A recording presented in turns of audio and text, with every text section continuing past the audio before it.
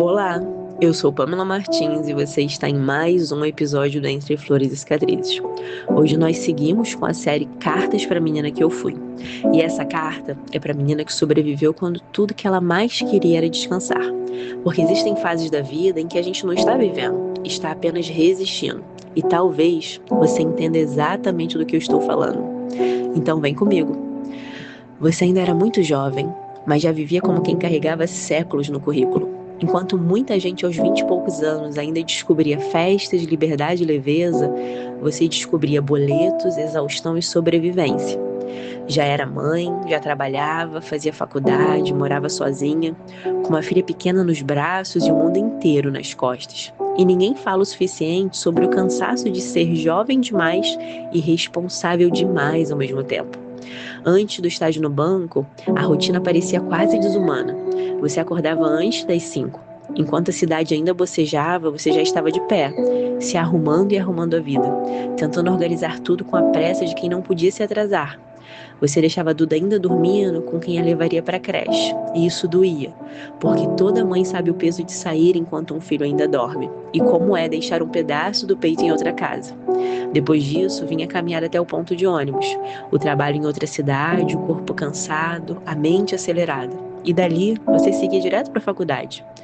Quando chegava em casa, já depois da meia-noite, o dia ainda não tinha acabado, porque ali ainda existia uma menininha, te esperando acordada, para mamar, para dormir, para ter você. E você ia, mesmo no limite, mesmo quebrada, mesmo sem saber de onde tirar forças. Porque mãe não pergunta se consegue, ela simplesmente continua. E quando surgiu o estágio no banco, parecia quase um respiro. O horário melhor, a possibilidade de levar e buscar a Duda na creche, tomar um banho, comer algo e respirar por alguns minutos antes de seguir para a faculdade. Mas a verdade é que a vida ainda continuava pesada. Ainda havia ônibus lotado, caminhadas longas, noites curtas, contas apertadas. O dinheiro mal dava. A faculdade exigia atenção, a maternidade exigia presença. E a vida parecia exigir tudo ao mesmo tempo. E você só queria descansar. Não queria luxo, não queria riqueza, não queria uma vida perfeita. Só um pouco de descanso, só um pouco de paz. Só a sensação de que respirar não fosse um esforço diário. E eu sei que existiram noites em que você se perguntava: será que isso é punição? Será que eu fui tão ruim assim? Será que tudo isso é o preço das minhas escolhas erradas? Porque quando a vida pesa demais, a culpa costuma sentar no primeiro lugar. Você olhava para o caos e tentava encontrar em si mesma a razão de tanto sofrimento. Talvez fosse castigo, talvez consequência, talvez Deus estivesse em silêncio porque você tinha falhado demais. E eu sei que também houve dias em que você teve inveja. Não aquela inveja amarga, mas aquela tristeza silenciosa de olhar para quem parecia ter sido poupada. Quem teve mais ajuda, mais colo, mais estrutura, mais facilidade e pensar: como seria a minha vida se tivesse sido mais leve? Como seria se eu também tivesse sido cuidada? Você queria só por um instante não ser a forte, não ser a responsável, não ser a mulher que resolve. Só ser alguém que pudesse desabar, sem que tudo desabasse junto. Mas não havia plano B. Na verdade, você era o plano B. Então você continuou, trabalhando, estudando, criando, pagando, sobrevivendo. E hoje, olhando para trás, eu só queria abraçar aquela jovem, porque ela achava que estava resistindo, mas na verdade, ela estava sendo forjada. Cada madrugada, cada ônibus lotado, cada boleto pago no susto, cada choro abafado no banho, cada oração cansada que parecia nem passar do teto. Tudo isso estava moldando a mulher que você se tornaria. E sabe o que mais me emociona hoje? É perceber que ali havia cuidado, mesmo quando você não via. Havia cuidado em cada vez que a comida não faltava. Havia cuidado em cada mês que o dinheiro milagrosamente dava. Havia cuidado em cada madrugada que você chegava viva em casa. Havia cuidado em cada dia que a sua filha estava segura. Havia cuidado em cada noite em que eram apenas vocês duas, deitados naquela cama simples, fechando a porta do mundo.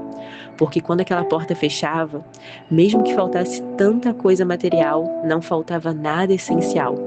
Havia amor, proteção, presença e havia Deus.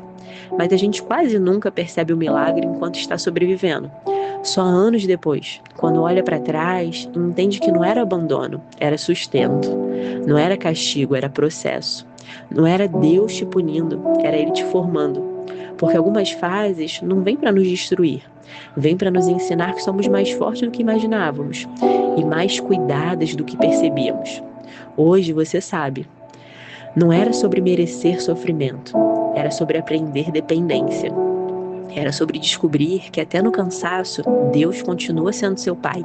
E talvez o maior milagre daquela fase não tenha sido o dinheiro dar, nem a faculdade continuar, nem o estágio no banco. Talvez o maior milagre tenha sido você não ter desistido de si mesmo. E eu queria dizer isso para aquela menina cansada. Você não está fracassando, você está atravessando. E atravessar também é vitória. Você não era fraca por querer descansar, você era humana.